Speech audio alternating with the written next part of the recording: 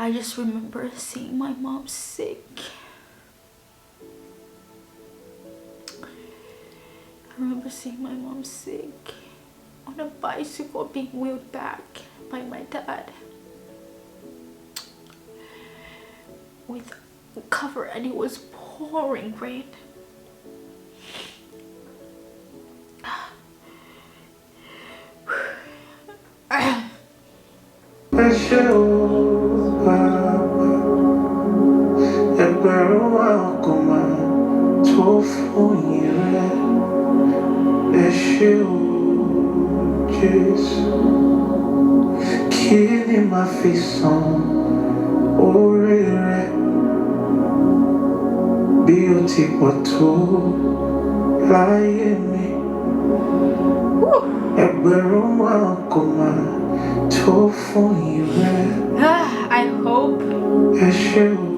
I hope I make it through this testimony of mine, because I haven't even started. I haven't even started. Let me start off by showing you guys this. In the middle there is my mama, and then the little girl over there, and then over here is my brother, and then he came before him, and then up here is my younger brother, and that was our kitchen back there. Okay, so today I just found out that one of my high school teachers, apparently I didn't even know, I'm like, what world am I living in? But one of my high school teachers, she used to be my Spanish teacher, had passed away the beginning of January 17th, 18th, somewhere there. And I was going through some old pictures from my school, from my high school, and I just wanted to get some of the pictures from there so I can use them for this video. And then I found out that that teacher had passed away. I really liked that teacher. Like, I liked her a lot. And I found out that she had passed away from cancer, which, yeah, weird. I used to work for a lady in the US that I can hear, and she was a very sweet woman, probably one of the sweetest people I have ever come across here. Maybe one of the, among the people that I've met here that are sweet, she's like up there. She was very sweet. I met her through my manager, Grace. Carla is her name. I love her so much. I met her through there, and sorry, I just remember going to my manager because my school wasn't paying us enough money, and I went over to her and I said, I need another job. Okay, I just told her I need another job. And I used to be the kind of person that would like hustle. I had multiple jobs. Okay, I think my senior year of college, at one point I had like 3 jobs that I was going back and forth with. I'm the kind of person that believes in, like, you work for your money, and you don't just get things the easy way. So I went to her and I said I need another job, and I was kind of scared because I thought she would tell me, you have this job, I don't want you to have another job outside of what you have. You might not be able to put your effort in this job that you currently have. But surprisingly, which I wasn't surprised, she's like the sweetest like person. She was like, my mom might need a cleaner. My mom might need somebody to go once in a while. It might not be a regular job, but it will be a job. Once in a while, she might need a person to clean her home. She had suffered from cancer a while ago, and she's been okay. They've given her a couple of years, but she's been okay. And I remember telling my manager, I said, I really don't want to work with a lady that's gonna die very soon. I just said I don't want to work with somebody that's gonna die that soon. And she was like, no, she's not gonna die anytime soon. And I was like, okay, because she told me that the doctors had told her that she had more years than what they initially thought. So I was like, okay. And she was like, my mom talks a lot, you know, so don't let her bully you into talking and all this stuff. And I was like, you know, it's fine. I will tell her that I'm here for work and I'm gonna do my job, and that's gonna be it. And I was introduced to her mom, and a couple weeks later I started working for her and her husband, the most sweetest person ever.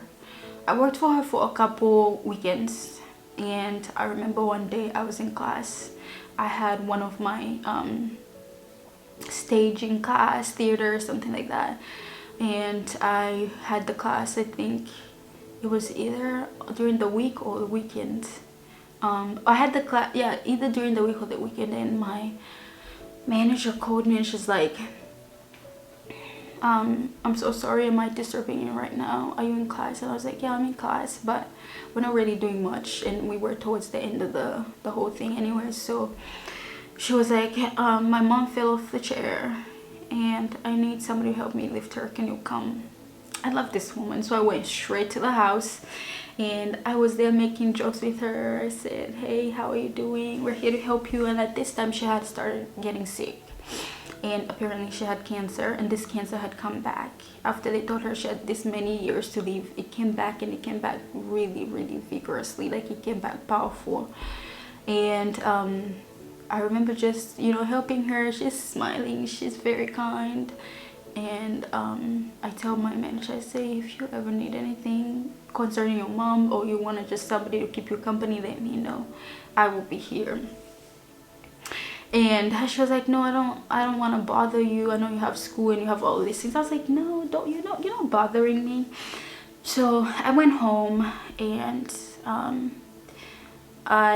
later on my manager came back to me and she said, things are not looking too good over here. I don't think mom is gonna last for a long time.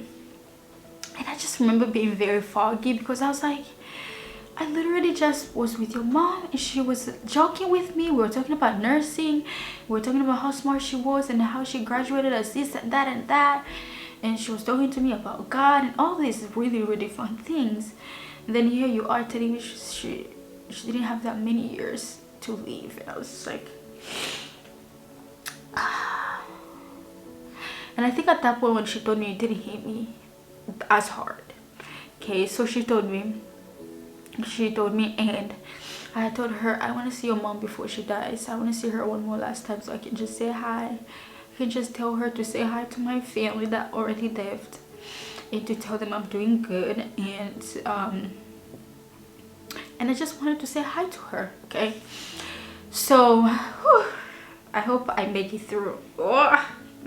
They had put me in this family group where she was giving us updates, and she had been taken to the hospital. They told her the cancer was in her spinal fluid and all this stuff, and it was rapidly going through all of her body parts, and it was just increasingly getting worse. They brought her back on hospice. When she came back, she didn't even spend that many days. Not even that many days. That cancer is bad. Couldn't spend that many days. I just heard that she had died. I remember they got her ashes and everything. I met my manager, and she was just kind of talking to me through her mom and what happened and all the things she started to see, and like just some crazy things. And I just remember crying so hard, because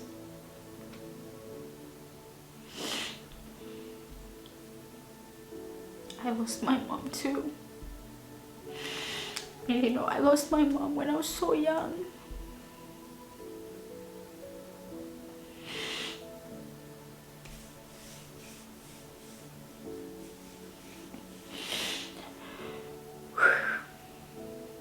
And it's just not anything that I can wish on anybody.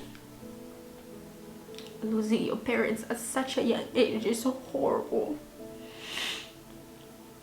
So I just remember crying with her so hard, because at that time, not only did I sympathize, but I empathize with her. I had been through that situation, and I know how much she loved her mom, and I got to know the woman that was so kind and loving. Okay, and I'm not just crying because I'm telling you this story, because I'm crying because today just kind of felt emotional for me.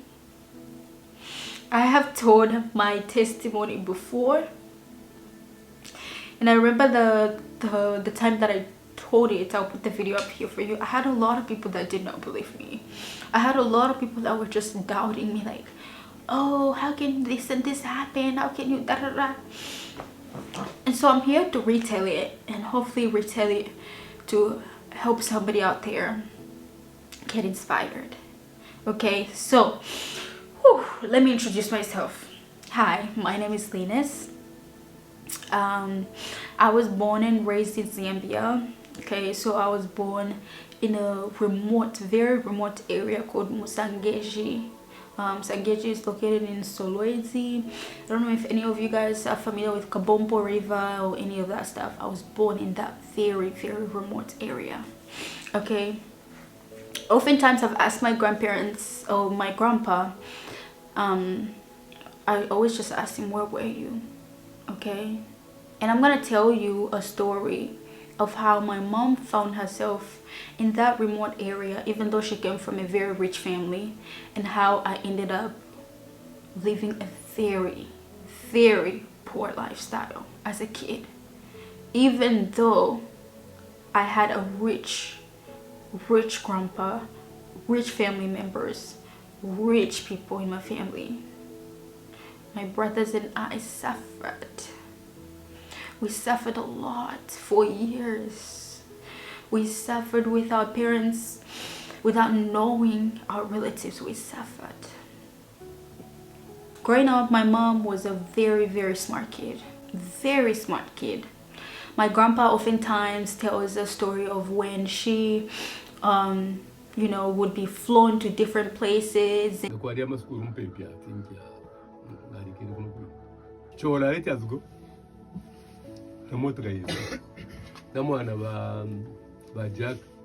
Jack ulo mwana kada ni nani chora to aina kwe ukitu pakuisa mukuya kuwereramu na mutwala nendeke nendeke. And she lived a very bougie lifestyle as a kid, and he had taken her to really bougie schools and all of this stuff, right? So as a kid, my mom was really, really loved by my grandpa, and he like really adored her because she was smart, she was obedient, she was quiet, but she was very high-tempered too. I might get some of this information wrong, but I'm just gonna give you guys what I know. So when my mom was writing her grade 9 exam, or I don't even know if it's grade 9 or grade 12, I don't know the forms back then. They used to use a lot of different forms. My mom had written her exams, and for the first time she got like the highest score. And in Zambia we write this like grade 7, grade 9, grade 12 exams that are very crucial, and my mom wrote this exam one time and she got really, really good score. But supposedly she didn't really do too well in one of the classes, which was English. My grandpa had her take it 3 times and she still missed with the same marks. I think every time she took it, she missed it by 3 points. So then, because my mom kept on failing, my grandpa was like, I'm gonna take you to a different school. So he flew her to a different school, and when she was there, she got pregnant with my older brother. And when my mom was pregnant, my grandpa was so angry. He was angry, he was disappointed in her. And honestly, when my mom got pregnant, that's when a lot of things just went wrong. That's when it was just kind of like hopeless for her. My mom got pregnant, and my grandpa was very, very angry at the man that impregnated her, to the point where things got physical, like really, really bad. My mom ended up having my brother, my oldest brother, and then eventually she had 2 more other kids. When she had my 2 other older brothers, things then got even worse. Things started to get bad and bad, and she was almost like basically deemed useless. It's like you were this once very admirable, very promising kid, and now you've become useless, you become a failure, you've become a nobody, and nobody cares about you. And I feel that's where my mom was, and eventually my mom didn't really have the best relationship with her mom. Her relationship with her dad wasn't the strongest, but it wasn't the worst. As time went on, my grandma just did not like my mom at all. So after my mom had all these kids, things started to get really hard for her. So she had written a letter to my grandpa in the village, because my grandpa was a boss, you know. He was looking over timber and all of these things. Like, my grandpa was really big. I hear of stories that when Chiluba, the second president of Zambia, was young, my family raised him. And so my family's coming from a very like prominent kind of like lifestyle and all of that. But how things got bad for my mom, I really do not fully understand. My grandpa was in this Musangeji. This is the area where I ended up being born. My grandpa was here working, supervising as the boss and all this stuff. And as he was working there, my mom wanted to get in contact with him because she had wanted him to help her with a job. And things were just getting hard for her, so she was like, my dad's rich, so I'm gonna reach out to him. So she had written him a letter. By the time the letter arrived in the village, my grandpa was on his way back into the city. So it had taken a couple of days for the letter to get there, and my mom was like, why hasn't my dad said anything? So then she had decided to visit my grandpa herself. And when she was going there, he was going back to where she was coming from. So she was going to the village, he was coming back from the village to the city. And so when my mom got to the village, she was told that her dad had basically just returned back to where she was coming from. And so she decided to wait for him. And in the process of waiting, my mom met my dad, and my dad worked for my grandpa. Like, he was underneath my grandpa, and he was being supervised by my grandpa. And so my mom met with my dad, and there they fell in love. And my grandpa didn't really approve of their marriage because my dad didn't really have much. Like, my dad's very smart, but he's the kind of man that's like, you'll be like, that's your dad? Really? Even sometimes I'm like, that's my dad, you know. So my grandpa didn't really approve, and when my mom got married, basically there wasn't any money. Like, the money was like, it was nothing during that time. So my mom ended up marrying my dad, and together they started living together, and eventually they started to have kids. My mom had initially brought to the village her 2 sons, the firstborn and then the thirdborn. And then when she had brought them there, she started a family with my dad. My first brother, the firstborn of our family, was born. This one right here, and I'll show you a better picture of him. This one right here. He was my best friend. So he was born, and let me show you guys another picture of him, which I will probably show you guys these things maybe towards the end. He was the smartest kid I have ever known in my life. Very smart kid. So he was born, and then after that I was born. I don't have pictures of when I was born because I was born in the village. So then I was born, and then later on my younger brother, this one right here, the last born, he was born too. And so and then there was 3 of us from my dad, and then 2 from another father. And so there was basically 5 of us living together. Growing up, if I tell you, we suffered. I remember a lot of the days we would wake up very early to go exchange corn, like maize or corn, with fritters. Okay, and these were like Zambian made fritters. They were big, and this was like a dessert for my family. And so we would walk miles and miles to just do this trade. So when I was very little, I don't think I really knew what suffering was, because I had no comparison to what a better life would look like. But now when I look back at my old years, I'm like, I really suffered. I really suffered. Okay, so I had to take a break because the tears are coming. The next part that I'm gonna share with you guys is the suffering that me and my family endured. So I grew up with a lifestyle where I had no clue what bread looked like. I did not know what a flushing toilet looked like. I was not familiar with a bus. The only thing that I was familiar with was a bicycle. I spent my childhood years sleeping on nothing but stems of a tree. I slept in a house that had no door. I remember multiple nights where it would be raining so hard. And we would be sleeping at night, and this was not a one-day thing. This was multiple nights of my childhood. And because our houses were made out of grass, they were thatched houses, majority of the times it would rain and rain and rain, and I would be sleeping, and in the middle of the night Mom would wake us all up and be like, you need to stand up because your bed is getting soaked, you need to get up.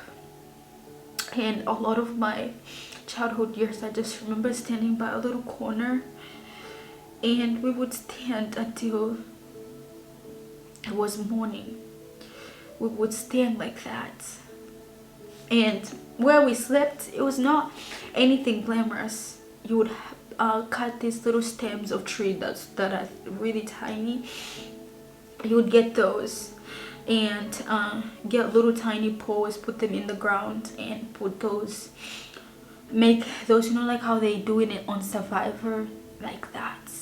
But I slept on those kinds of beds for years. And my parents didn't have the best kind of sleeping style either. Their bed was basically like our beds. That was the lifestyle. My lifestyle was one of you stay here, you move, you go here, you move, you go there, you move. Imagine my mom had passed away around when I was at the age of maybe 7, 9, 8, somewhere there, I don't remember. And imagine when I was even a little bit younger than that, we had 3 different places where we lived. Okay, 3 different places. We had one place that was closer to my school, Musangeji Primary School, and then Kabikunduru. This was a place where we cultivated cassava, and then we had Kabikunduru, which was a place where we cultivated all of our corn, our maize, and all of that stuff. So the furthest place to my school was Kabikunduru. There were different seasons in Zambia, just as you know there are seasons here in the USA. My parents would, depending on the season, go to either the place that was closest to my school, I put the name here, I don't remember, or Kabikunduru or Kavumo. Kavumo was the last place that was way furthest to my school. On days when we were lucky, me and my oldest brothers, we would be at the place that was closer to my school. So all of us here, me, him, and then another one, we would all be together. But on days when they had to go help mom farm, him right there and me, we would just be the only ones staying in this town, along with maybe some neighbors that are at a distance. It was kind of like, I wouldn't really compare it to living in the countryside, but you know how like houses are kind of sprayed in the countryside? That's kind of how it was. But now imagine you're living with your older brother who is also young, and you rely on nobody but him. And that was the lifestyle. Like, my parents were never gonna get arrested. There was nothing that was gonna happen to them because that was my lifestyle. If I went on vacation to go visit some family members, my mom would talk to those family members and tell them that I had to come back to stay with my brother because there was nobody to stay with him and school was about to start. So I'd come back and stay with him. And I remember there was a day when we were moving from, I think it might have been from Kabikundulu to the place that was our home that was close to my school. And mom had sent me and my brother, this one, his name was Kendricks. So mom had sent me and Kendricks to start moving some of the home items to kind of like, you know, we started the moving process slowly because we lived there during the school terms and we would go back to them when we needed food or anything like that. So mom had asked me and Candy to start moving some of the house items slowly. So I remember me and Candy, you know, we were so little, carrying things on our heads and walking slowly. And there was this one bridge I will show you guys. This bridge has gotten better. When I was there, it only had wood on it. You had like this wood. The majority of times when you're walking on it, it would move and shake. And so you had to either run fast or you had to walk really slowly. It was just not the most safest thing. And so I remember that day, it was during the rainy season and a lot of rivers were flooded, like really bad. And during this time, crossing that river was not the safest thing. So I remember I was so scared, and my brother was like this person that I looked up to. He crossed the bridge with the water probably reaching his knees, or his ankles, past his ankles. He crossed the river and I was so scared, and I followed after him slowly. I also crossed it. And when we got there, I was telling him, I said, Kenzie, we're not gonna make it. And I said, what if when we go over there, we don't find the bridge there anymore because it was that flooded?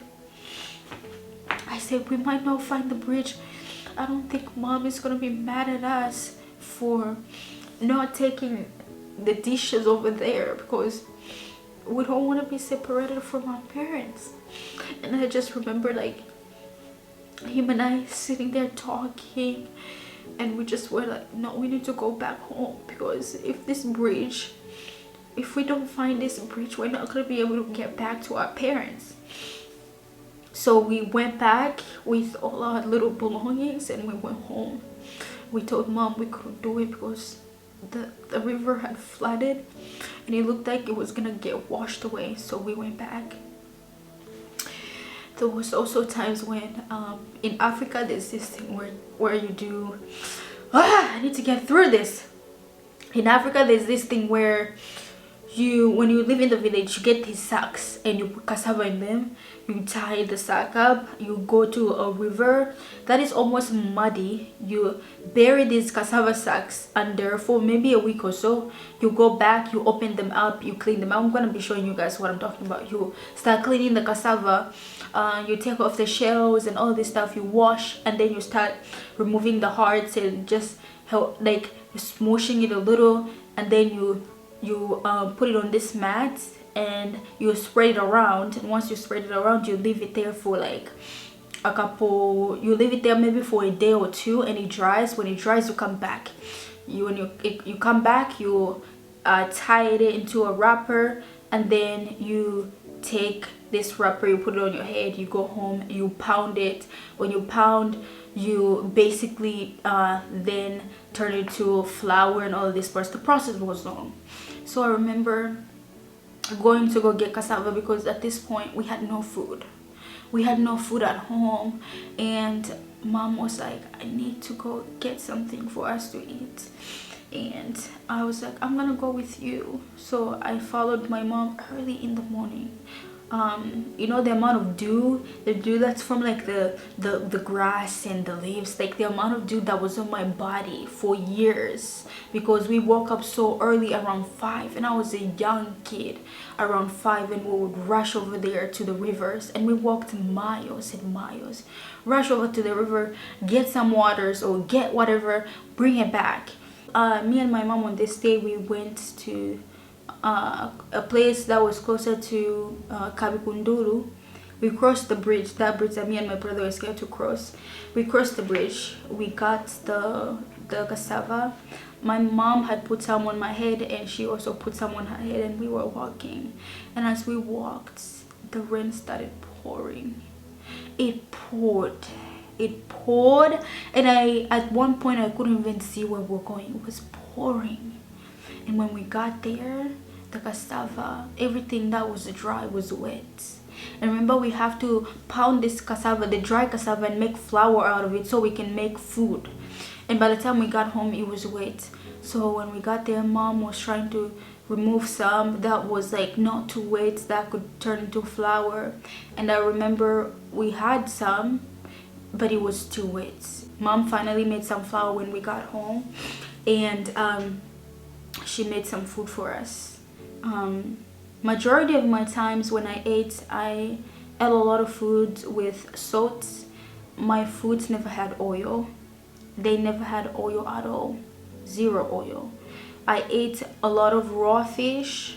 You just go, not like extremely raw, but like you just go cut some fish, you bring it back, you cook it up in the fire. It's not even done, you eat it up. When I was a kid, I learned how to fish. I learned how to swim at a very young age. I learned how to ride a bicycle, on this really oldie timey bicycle. I just did a lot of things, and at some point, because I was kind of like a ridiculous kid, I burnt all of my toes. And here's the story of how I burnt my toes. Like in the village, how we call them insaka. It's just this little like gathering. It kind of looks like this. It kind of looks like this little thing at the back of my mom, that little hat at the back. We call those little tiny things insakas. Nowadays they look a little bit different, but we were sitting outside one of those. And in the village, a lot of parents like to stay up really late and talking about stories, talking about all sorts of things. And me and my cousins, we were kind of like crazy kids. We would run around, play, and just get goofy. So at one point, we got into this habit where we would step on ashes like a lot. So my family was talking and everything, and I think a lot of them, almost all of them, got done talking. And at this point, me and my cousin thought it was smart for us to go step into the ashes and just kind of have it all over us. And I went and stepped directly in those ashes, and I kid you not, I burnt all of my toes. All of my toes, I burnt them. And thankfully, none of them fell off, but a lot of people that saw me during that stage told me that my toes looked like they were gonna fall off. And I was just like, it really was that bad, and it was bad. But even through that suffering, I thank God, because God was so faithful. God was providing for me and my family. Okay, I almost kind of gotta hurry up because my camera is heating up, and I'm just like, am I gonna finish recording this? I don't know. One story about my suffering, so that you guys can just have an idea, is there was one time where my brother had built this bed out of these stems. Okay, those stems that have like little plastics here. You put one here, you put one here, another one there, and then you put big stems across, and then you put some on the side like this to make a bed. Think of Survivor. Again, think of Survivor, but this one was high. My brother had made one of these. He had put grass on it. He put this, like, we call them impasa. I'll find you a picture. He put that on, and I don't even think he probably put like a little piece of cloth on there. And he had maybe a light blanket. I do not know. Anyways, I had slept on the floor because I was scared, and so I slept on the floor in a hat that literally looked like the one that I've been showing you guys, which I was like, why did I think I was safe? This one didn't even have any coverings. It was just open. His bed was just higher, and I slept underneath him. And so in the morning, my brother woke up and he's like, I haven't made my bed in forever. And I'm like, what bed are you gonna make? This grass over here is what you're about to make? And he was like, I haven't made my bed in forever, so I'm gonna try to make it and just kind of fix it up. And my brother started taking off all of his stuff off the bed to fix it up, and he took off this impasa. I'm not sure what the English word is. He took it off, and then he started taking off all the grass that was there. And as he was removing all of that stuff off of his bed, they found a snake there. There was a snake with babies on there. The snake had literally given birth right on his bed. And even up until now, I'm like, I don't understand why the snake never bit you. Like, how did that happen? how were you able to sleep with the snake under there with the babies? Because I feel like those creatures get pretty vicious when they have kids and stuff like that. And I was just kind of like, I was shocked. But that's the kind of lifestyle that I grew up with. The kind of lifestyle where we used ashes to brush our teeth. There's this specific tree, I'll put the name here because my brothers are the ones that know it, that we used. We'll get these tiny little branches, we chew on them, and then we dip the brush in ashes, and then we brushed our teeth. That's how we kept our teeth clean. Going to the bathroom, you may ask, how did we go to the bathroom? Literally, majority of the times, I asked my dad to escort me. Whether I had diarrhea, whether I had whatever I had, my dad was always escorting me, and he had to stand right. The doors here, he's standing maybe on the side waiting for me, especially at night. At night, I would always just call on my dad and he would escort me. So every time we go to the bathroom, you know, we do our deeds. You know what we do? We just shimmy shimmy, you know, your booty on the ground. You just kind of, you know what I'm saying? That's how we clean the buttocks. You just sit on the ground and you push yourself back and forth, and your booty's clean. And I always wondered, I'm like, how is it that we did that and no infections, nothing like dirt going into your butthole, nothing like that. Even up until now, I was pretty shocked. Or sometimes there was this leaf that we would use. You just grab a lot of them and just clean yourself in. Whoosh. So I told you guys that I had 3 homes. The one that was closest to the school was probably the most luxurious. And then I had the one where we farmed cassava, which was Kabikundulu. And then Kavumo is where we farmed maize or corn. So when we moved from the home that was close to the school into Kabikundulu and Kavumo, a lot of times you just carry a hoe. If you want to go to the bathroom, like to go help yourself, you just carry a hoe. You go dig a little hole in the ground, you know, like the hole that you dig with. You dig a little hole in the ground and you do your deeds, you cover it up, and then that's it. You know, it was fertilizer. And the next person, when they see somewhere where it's dark, they know, okay, this is what happened here. They're gonna go somewhere a little bit far, they dig a hole, they do their stuff, they bury it. And that was just the routine. That's how we lived. I'm gonna tell you guys this story, and it is a sexual abuse story. You might not want to have your kids here. Okay, so when I think I might have been around the 7, 6, 8 years old range. Again, I was born in a village, so age-wise, it's kind of just a blur for me. Anyways, when I was in the village, remember me and my brother Kendricks, we would be at our home that was closer to the school, and majority of the times it would just be him and I, okay? So a lot of times, because I was the only girl, my cousins would always threaten me to say, oh, we're gonna marry you, oh.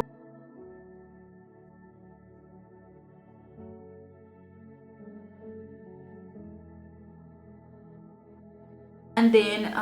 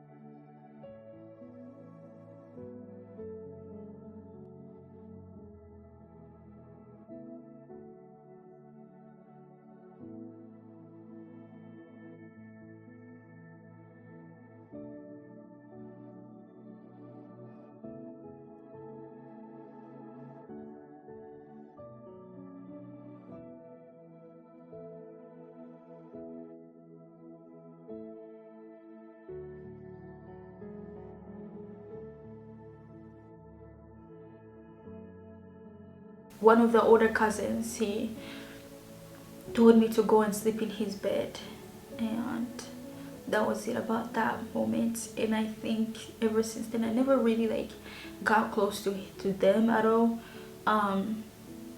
And I wanted to, and my cousins, you know, they had tried being very sexual with me at one point, and it never happened. But ever since those things happened, I never was like, I was never really that close to them like that. And also I was young, so I just felt like they were taking advantage of me being young. But I was like a young, very self-determined girl. Yeah, so that's just like one of those moments that has stuck with me.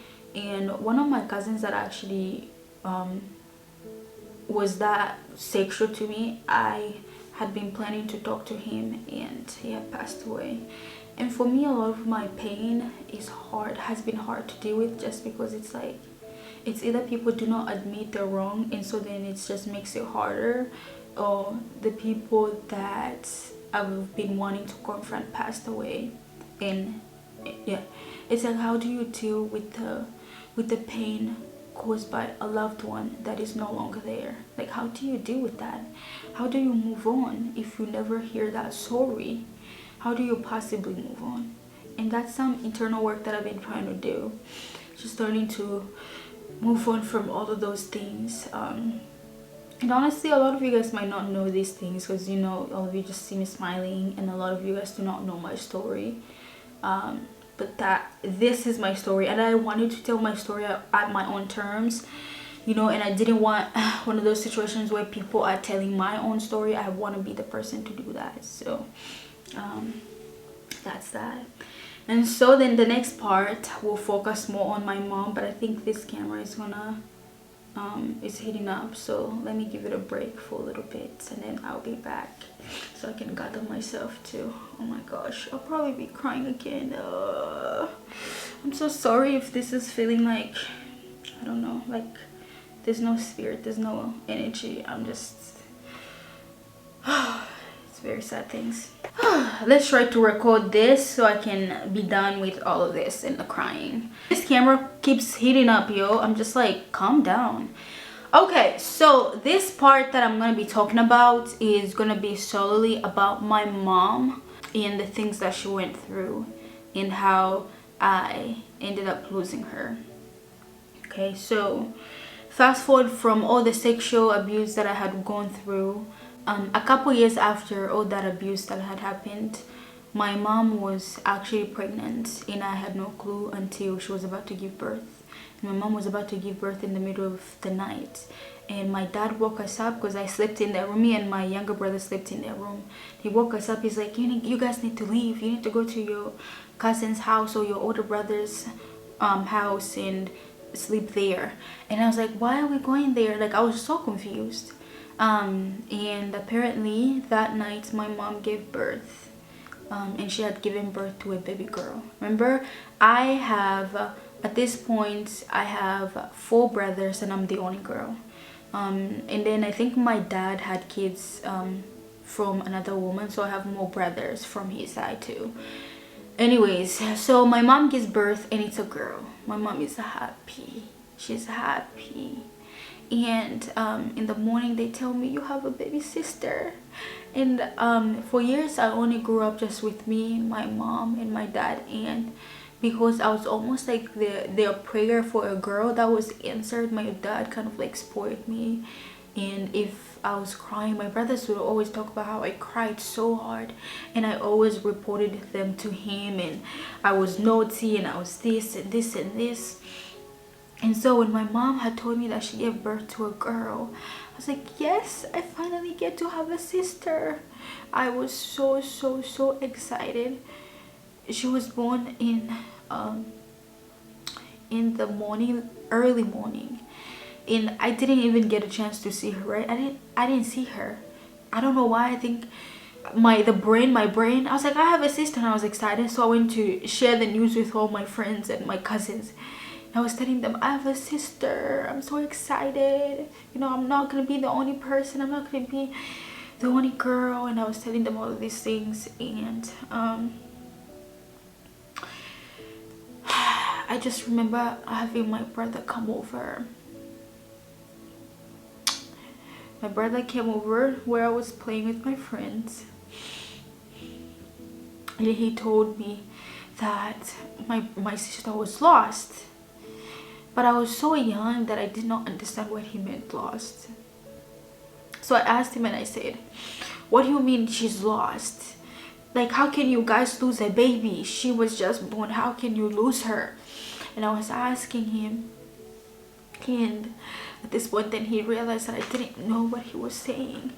So then he said, no, we didn't lose her, she's dead. And I don't know, the kind of pain I felt, even though I was young, was the kind where you see that you have somebody and then like not having them. It's just like that thought for me, even though I was young, I wasn't mature enough because of the lifestyle that I grew up with. I was mature enough to understand a lot of things that a lot of people at my age wouldn't understand. And nowadays I have people that will be like, you're so mature for your age. The lifestyle that I grew up with has made me to be more mature than a lot of people. Anyways, I lost my sister. I remember I came back home and she was in my parents' room. I went and peeped in a tiny little window and I saw this little body wrapped in a cloth laying on a mat, and they were preparing to go bury her. And I remember my dad seeing me, that I was peeping through the window, and he was so mad at me. He was like, you're not supposed to be here. But I was just like, I was in my head as a kid, I'm like, baby, she's not dead, you know, those things that you think as a kid. No, she was dead. So they buried her, and that night my mom cried so hard. She cried and cried and cried, and she was like, why did I have this baby if she was gonna die? You know, like the whole process of going through a loss. And I know there's a lot of families, there's a lot of mothers out there that have experienced it, that pain. My mom cried. I had never ever seen my mom cry before. She cried. She cried so hard. And even up until now, I still can like vividly remember. It was a bad day. Then years later, after my sister had passed away, my mom started getting sick. She was getting sick and sick and sick and sick. And because I lived in a very remote area, very far from hospitals, because even I myself was never born in a hospital. I was born in like some grass, some thatched grass somewhere in the bush, okay? Which I'm gonna show you guys all of that stuff. There were no near hospitals. All of them were far. But I think my mom's sickness had gotten so bad that my dad had decided to carry her on a bicycle to God knows where. I have no idea. I just remember seeing my mom sick. I remember seeing my mom sick on a bicycle being wheeled back by my dad with cover, and it was pouring rain.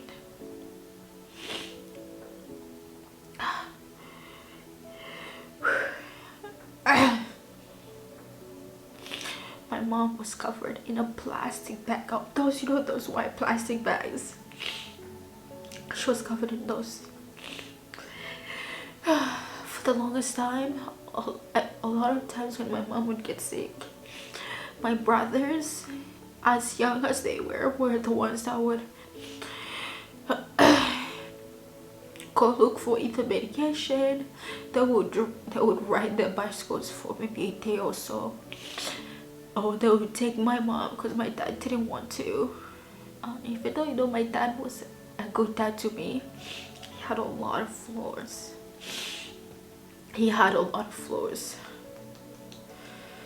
And I think the way he handled my mom's sickness was not good. And I think he knew what she was sick of. He didn't tell anybody.